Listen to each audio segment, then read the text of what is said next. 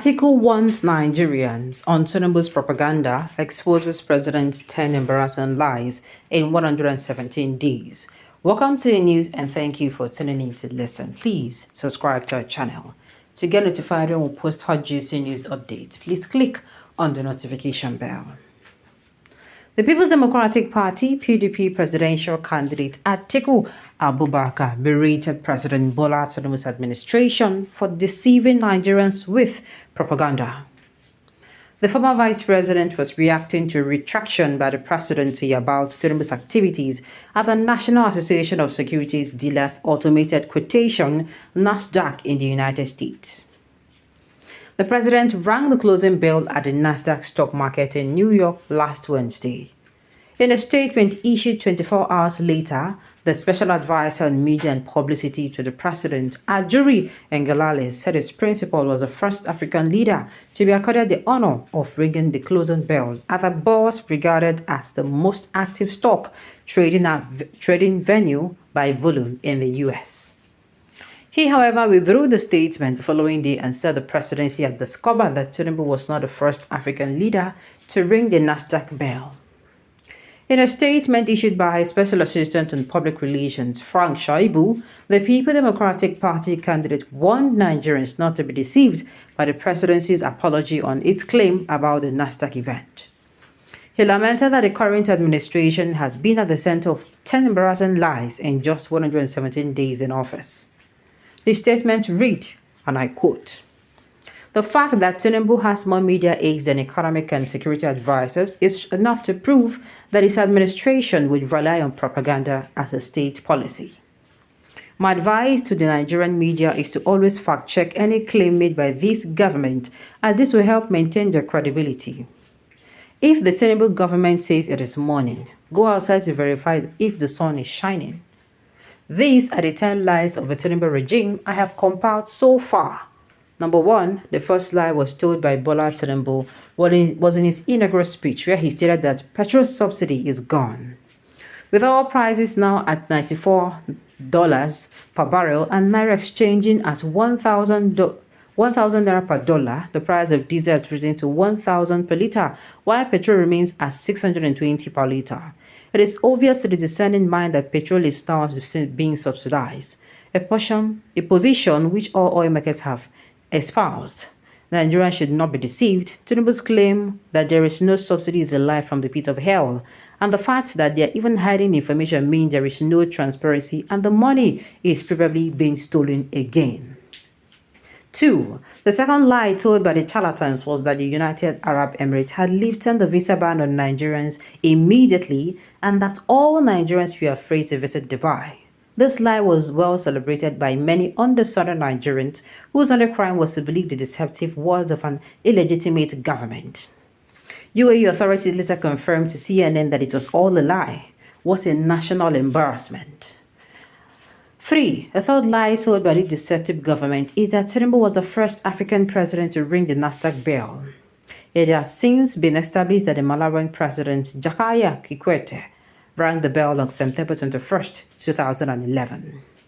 Number 4, another lie was a statement issued by Ajuri Ngelale on August 27, 2023, where U.S. Presidential Envoy and Assistant Secretary of State for African Affairs, Ambassador Molly Fee, was quoted as saying, "President Joe Biden is asking to meet with you on the sidelines of UNGA and you are the only African leader that he has requested to meet. It is a mark of this high regard for your leadership." Well, this has turned out to be another embarrassing lie, as Tinubu had departed the UNGA and never met President Biden. Number 5, the fifth lie was claim made by Tinubu on the floor of NASDAQ where he stated, "We have retooled the exchange rate to reliable, dependable one figure floating of the Naira. You are free to take in your money and bring out your money, but this is another lie from the pit of hell. The exchange rate on the I&E window is about 780 Naira to a dollar, while the rate at the parallel market is about 1,000 Naira to $1. Besides, foreign airlines still have over $600 million in Foxtongue in foreign stock in Nigeria. Tinubu therefore lied when he said you are free to take in your money and bring out your money. 6.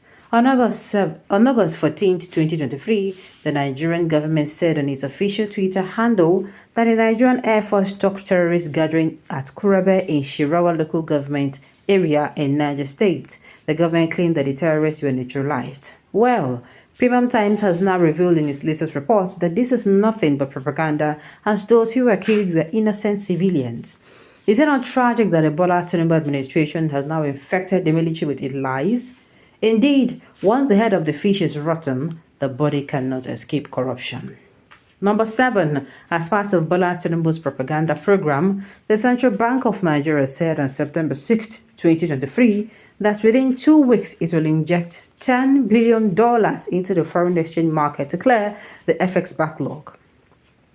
Days after the deadline passed, not a single cent has been injected into the system as Naira continues its free fall. The institution that Tinubu's leadership cannot destroy does not exist. 8. In his inaugural speech, Tinubu said, "As your president, I shall serve with prejudice towards none," but this has turned out to be another barefaced lie. Tinubu has been running the government of the clannish, by the clannish, and for the clannish, with all key appointments in every sector going to a section of the country, including CBN, FIRS, Customs, Army, Police, Immigration, while he himself is the Petroleum and Gas Minister. Tinubu appointed 10 ministers from the southwest and only 5 from the southeast. If this isn't prejudice, I do not know what it is. Number 9. Last month, the Nigerian National Petroleum Company Limited claimed that they have obtained an aphorism loan of $3 billion, which would help stabilize the Naira. We raised the alarm that it was all a ruse to deceive Nigerians. Now we have been justified as the Naira is now trading at $1 to 1,000 Naira on the black market, while Afrexim Bank has refused to speak on it. This was just another audio money. Number 10, perhaps the biggest scam and deceit of Tinubu administration was the Student Loan Act, which is signed on June 12. The new law provides loan for student tuition only. It does not cover any other educational expenses. After the law was signed, all federal government schools began increasing their fees.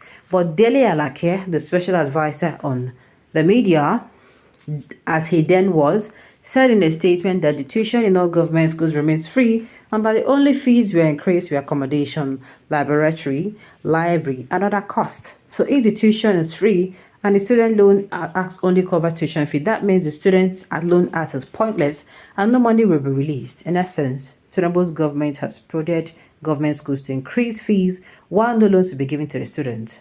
This is the height of deception and wickedness. Well, let me see what is going. Waiting until they talk. Yes, it might be coming from an opposition, but I tell you, most of them, they are not far from the truth. But make they watch and they see how this thing unfold. This man promised renewed hope, but it is looking already like renewed hopelessness. Let me go talk, I'm sure. I know, see everybody they experience them. Alright, on this note, you have come to the end of the news. We say thank you for tuning in to listen. Until I come your way next time, enjoy the rest of your day.